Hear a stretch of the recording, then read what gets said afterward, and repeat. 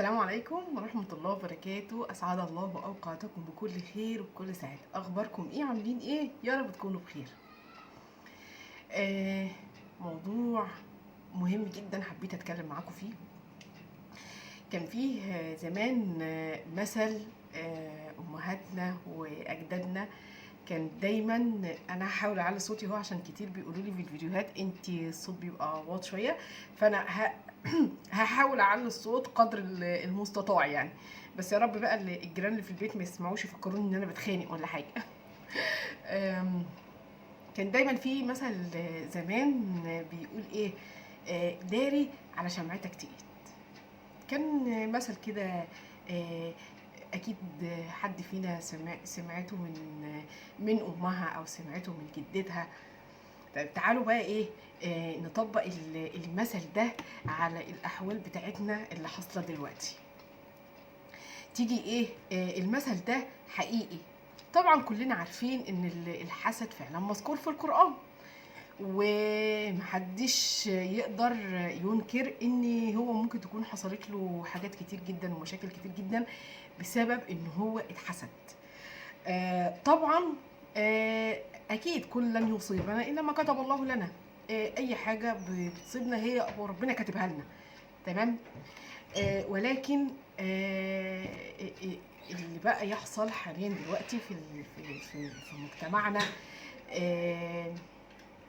تبص تلاقي مثلا اتنين كويسين قوي مع بعض ما شاء الله، زوج وزوجة الاتنين والاتنين مبسوطين وسعداء مع بعض، وخرجوا خروجه اتفسحوا مع بعض.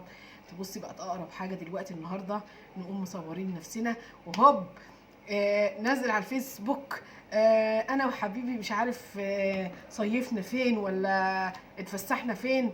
اكيد انتوا بتشوفوا طبعا الكلام ده، وايه ونزل على الانستجرام ونزل على الفيسبوك ونزل على الواتساب ونزل وايه، وعرفنا الدنيا كلها. وحضرتك او حضرتك عرفت الدنيا كلها ان انت كنت بتتفسح انت ومراتك في المكان الفلاني، وبقى قاعدين جنب بعض كده وعمالين نتصور ومبسوطين ومنشكحين قوي على الاخر. انا بتكلم معاكم براحتي طبعا، احنا دلوقتي متابعين هبه الله كلنا يعني عيله واحده، فبحاول ما اكونش متحفزه في الكلام، نتكلم كلام كده ايه، بتكلم مع اخواتي طبعا واهلي. والكلام ده هتلاقوه كلكم حصل معاكم بالفعل، مواقف زي كده هتلاقوها فعلا بالفعل حصلت معاكم. راح منزل بقى على الفيس وعلى الواتس وقام منزل، ويا دوب بس على ما روحوا البيت اي مشكله تلككوا لبعض قاموا ماسكين في خناق بعض، وهياكلوا بعض وهيولعوا في بعض الاثنين. احنا كنا كويسين من شويه وكنا بنتفسح، كان لازم يعني نروح نتصور وننزل على الفيسبوك؟ ليه اصلا الفيسبوك هو وسيله تواصل اجتماعي؟ ليه بنحاول بقت كل حاجه في حياتنا نعرف الدنيا كلها عن طريق الفيسبوك؟ الفيسبوك بيحصل عن طريقه حسد. مين ما راحتش اتفسحت مع زوجها وتصورت ونزلت على الفيسبوك وبعدها بالظبط حصلت مشكله كبيره؟ مين ما كانش عندها فرح او كان عندها خبر حلو قوي قوي وراحت نزلته على الفيسبوك، وبعد كده ده الخبر ده اتقلب عندها بمشكله كبيره جدا؟ اكيد الموضوع ده حصل معانا كلنا. فعايزين نطلع من الموضوع ده ان فعلا كلام اجدادنا وامهاتنا زمان لما كانوا بيقولوا لك ويقولوا لي ويقولوا لنا كلنا داري على شمعتك تقيد، المفروض ان احنا نمشي بالمبدأ ده. واما بنعمه ربك فحدث. دايما قول الحمد لله، انا في نعمه الحمد لله، احمدي ربنا. ولكن في حاجات كتير مش لازم كل حاجه الناس كلها تعرفها عننا. مش لازم انا سعيده مع زوجي، مش لازم اقعد احكي لاي حد تاني انا جوزي بيعمل معايا، انا جوزي على طول بيقول لي كلام حلو، ده انا جوزي مدلعني، ده انا جوزي بيخرجني، ده انا جوزي ده انا. خدي بالك اللي انت بتحكي لها دي ما تضمنيش ظروفها عامله ازاي، وما تضمنيش حياتها عامله ازاي. ممكن تكون هي عندها مشاكل كتيره جدا في حياتها ما بتحكيهاش او ما بتقولهاش، فمن جواها ممكن تحسدك.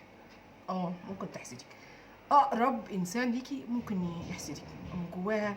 طب هي فرحانه مع جوزها او مبسوطه مع جوزها، او هي طب ليه انا زوجي مش كده؟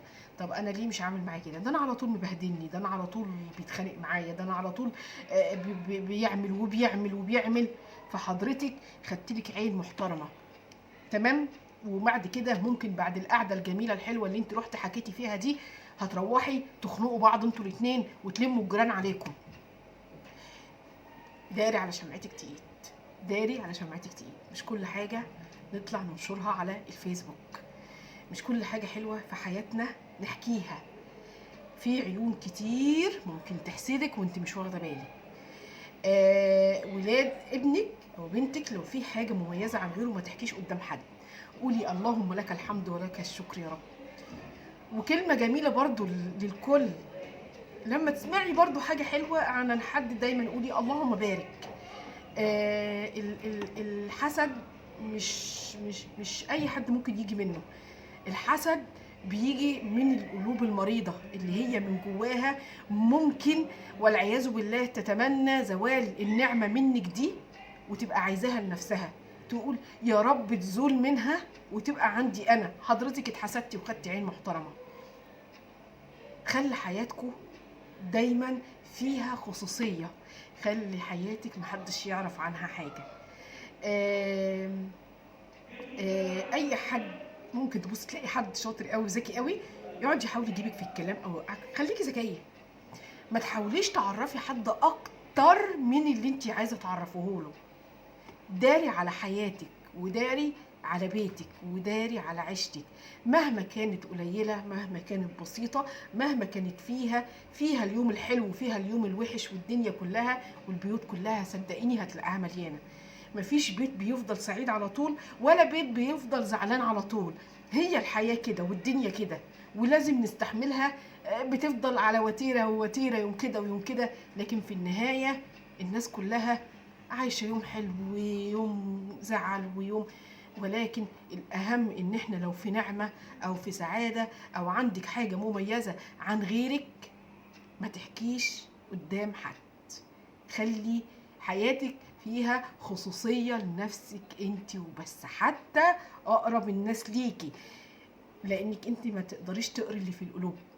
صدقيني مش هتعرفي تقري اللي في القلوب. ممكن يكون اللي قدامك انت حاسه لا لا لا لا لا لا مش ممكن، لا لا دي تحسين، دي حبيبتي، ده احنا كده كده كده، ده احنا دي حبيبتي، لا لا لا لا لا. خدي بالحذر من اي حد، من اي حد. وربنا يكرمكم ويبعد عني وعنكم العيون الوحشه يا رب. طبعا زي ما احنا قلنا ان الحسد مذكور واتذكر، والرسول صلى الله عليه وسلم اتذكر واتذكر في القرآن، ولكن ادانا العلاج. احنا نقدر نعالج نفسنا ازاي؟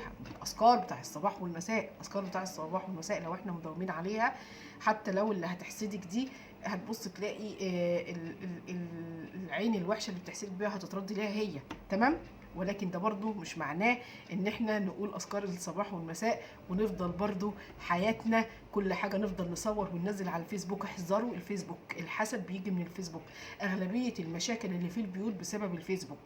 فاحذروا وخلوا فيه خصوصيه. الفيس ما هي الا وسيله للتواصل الاجتماعي وليس للتعارف، وليس ان احنا نخلي حياتنا مشاع على الفيسبوك، تمام. يا رب يكون الموضوع كان شيق، بعدنا شويه عن الدايت اهو، حاولنا نتكلم في مواضيع عامه. يا رب اكون كنت خفيفه عليكم ما كنتش تقيله. طبعا انتوا عارفيني انا هبه الله. ما تنسيش لو الفيديو عجبك اعمل لنا لايك واعمل لنا اشتراك للفيديو واعملي اشتراك للقناه عشان يوصلك كل جديد. استنوني في مواضيع تانية مهمة جدا جدا عن الدايت وعن غير الدايت.